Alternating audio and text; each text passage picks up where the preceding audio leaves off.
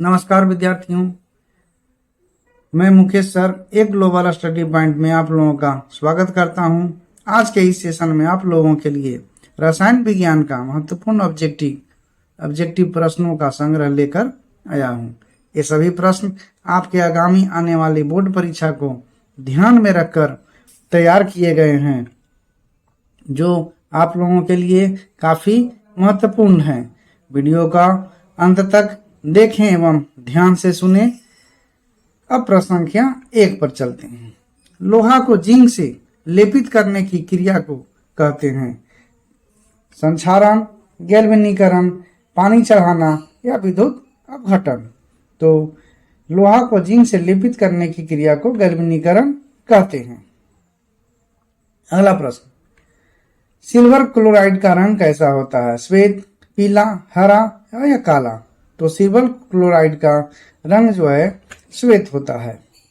अगला प्रश्न, जस्ता तथा तनु हाइड्रोक्लोरिक अम्ल की अभिक्रिया के फलस्वरूप निम्न में से कौन सा गैस बनता है? Carbon dioxide, nitrogen, sulphur dioxide या हाइड्रोजन? तो जस्ता तथा तनु हाइड्रोक्लोरिक अम्ल की अभिक्रिया के फलस्वरूप हाइड्रोजन बनता है। अगला प्रश्न, निम्न में से कौन एक रेडॉक्स अभिक्रिया है? CaCO3, CaCO plus CO2, H2 plus Cl2 और 2HCl, Ca plus 2HCl, CaCl2 plus H2O और घ 2KClO3, 2KCl प्लस 3O2। तो रेडॉक्स अभिक्रिया जो है CaO प्लस 2HCl अभिक्रिया करके CaCl2 प्लस H2O बना रहा है। यह जो है एक रेडॉक्स अभिक्रिया है। अगला प्रश्न, अवक्षेपण अभिक्रिया से किस प्रकार का लवण प्राप्त होता है? विलेय, अविलेय, दोनों या इनमें से कोई नहीं? तो अवक्षेपण अभिक्रिया से जो है अविलेय लवण प्राप्त होता है। अगला प्रश्न, निम्न में कौन द्विविस्थापन अभिक्रिया है? क 2H2 प्लस O2 अभिक्रिया करके 2H2O बन रहा है। 2Mg प्लस O2 अभिक्रिया करके 2MgO। ग AgNO3 प्लस NaCl अभिक्रिया के फलस्वरूप AgCl प्लस NaNO3 और घ H2 प्लस Cl2 अभिक्रिया करके 2HCl। तो द्विविस्थापन अभिक्रिया है AgNO3 प्लस NaCl अभिक्रिया करके AgCl प्लस NaNO3 बना रहा है। यह एक द्विविस्थापन अभिक्रिया है। अगला, दिया गया समीकरण H2 प्लस Cl2 अभिक्रिया कर 2HCl कौन सी अभिक्रिया है?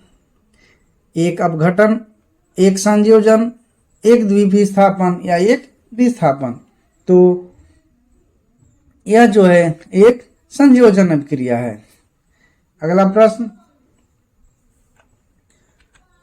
इलेक्ट्रॉन के स्थानांतरण से बने यौगिक कहलाते हैं सहसंयोजी, विद्युत संयोजी, कार्बनिक या इनमें से कोई नहीं? तो इलेक्ट्रॉन के स्थानांतरण से बने यौगिक विद्युत संयोजी कहलाते हैं। अगला प्रश्न, CuO प्लस H2 अभिक्रिया कर CuH2O किस प्रकार की अभिक्रिया है? उदासीनीकरण, रेडॉक्स, अपचयन या उपचयन? तो यह अभिक्रिया जो है अपचयन अभिक्रिया है। अगला प्रश्न, श्वसन किस प्रकार की अभिक्रिया है?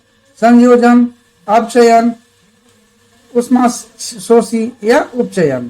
तो श्वसन जो है एक उपचयन अभिक्रिया है। अगला प्रश्न, साग सब्जियों को विघटित होकर कंपोस्ट बनाना किस प्रकार का अभिक्रिया का उदाहरण है? उभयगामी, ऊष्माक्षेपी, प्रतिस्थापन या ऊष्माशोषी? तो साग सब्जियों को विघटित होकर कंपोस्ट बनाना एक ऊष्माक्षेपी अभिक्रिया है। अगला प्रश्न, निम्नलिखित में से कौन एक दहन अभिक्रिया है? पेट्रोल का जलना, मोम का पिघलना, जल का उबलना, इनमें से कोई नहीं? तो पेट्रोल का जलना जो है एक दहन अभिक्रिया है। अगला प्रश्न, लिटमस विलयन जब न तो अम्लीय होता है और न ही क्षारीय, तब यह किस रंग का होता है? नीला, काला, बैगनी या लाल? तो लिटमस विलयन जब न तो अम्लीय होता है और न ही क्षारीय, तब यह जो है बैगनी कलर का होता है। अगला प्रश्न, प्लास्टर ऑफ पेरिस का रासायनिक सूत्र क्या है? तो विद्यार्थियों, प्लास्टर ऑफ पेरिस का रासायनिक सूत्र है CaSO4 H2O। अगला प्रश्न, ऑक्जेलिक अम्ल का प्राकृतिक स्रोत निम्न में से कौन है? सिरका, इमली, संतरा या टमाटर? तो ऑक्जेलिक अम्ल का प्राकृतिक स्रोत टमाटर है। अगला प्रश्न, निम्नलिखित में कौन सा आयन लाल लिटमस को नीला कर सकता है? OH, Cl ऋणात्मक और O2 ऋणात्मक। तो OH जो है लाल लिटमस को नीला कर सकता है। अगला प्रश्न, एसेटिक अम्ल का IUPAC international union of pure and applied chemistry नाम क्या है? एथेनोइक अम्ल, मेथेनोइक अम्ल, प्रोपेनोन या इनमें से कोई नहीं? तो एसेटिक अम्ल का IUPAC नाम है मेथेनोइक अम्ल। अगला प्रश्न, लिटमस विलयन जो बैगनी रंग का रंजक होता है किस पदार्थ का बना होता है? कवक, जिम्नोस्पर्म, लीचेन या इनमें कोई नहीं? तो लिटमस विलयन जो बैगनी रंग का रंजक होता है वह जो है लीचेन का बना होता है। अगला प्रश्न, निम्नलिखित में से कौन सूचक की इस तरह इस्तेमाल नहीं किया जा सकता है? हल्दी, मूली, फिनोल्फथेलिन या मेथिल ऑरेंज? तो मूली जो है सूचक का इस्तेमाल नहीं किया जा सकता है। अगला प्रश्न, निम्न में कौन गंधीय सूचक नहीं है? शकरकंद, प्याज, वेनिला, लौंग का तेल? तो गंधीय सूचक जो है शकरकंद नहीं है। अगला प्रश्न, पोटास एलम होते हैं एक लवण, एक साधारण लवण, एक मिश्रित लवण, एक दिक् लवण या एक अम्लीय लवण? तो पोटास जो है एक दिक् लवण होता है।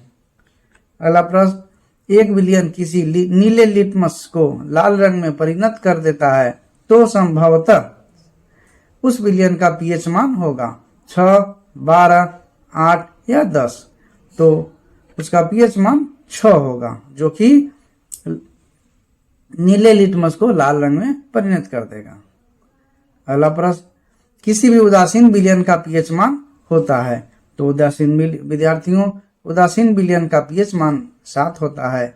और विद्यार्थियों, आपसे अनुरोध है कि कृपया अभी तक इस वीडियो को लाइक या शेयर नहीं किए हैं तो कृपया लाइक एवं शेयर अवश्य कर दें और साथ ही साथ नए विद्यार्थी इसे सब्सक्राइब अवश्य करें जिससे कि हमारा आने वाला वीडियो का नोटिफिकेशन उन्हें मिलता रहे। अगला प्रश्न, निम्नलिखित में कौन विजातीय यौगिक है? प्लास्टर ऑफ पेरिस, खड़िया, चूना पत्थर या संगमरमर? तो विजातीय यौगिक प्लास्टर ऑफ पेरिस है। हमारा शरीर का पीएच कितने परास के बीच कार्य करता है? 6 से 6.8, 7 से 7.8, 2.1 से 3.8 या 5.1 से 5.8? तो हमारे शरीर का पीएच मान जो है 7 से 7.8 के बीच में कार्य करता है।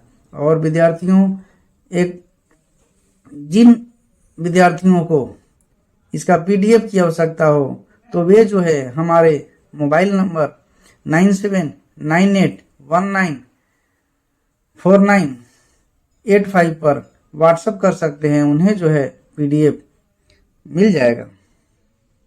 अब अगला प्रश्न में चलते हैं।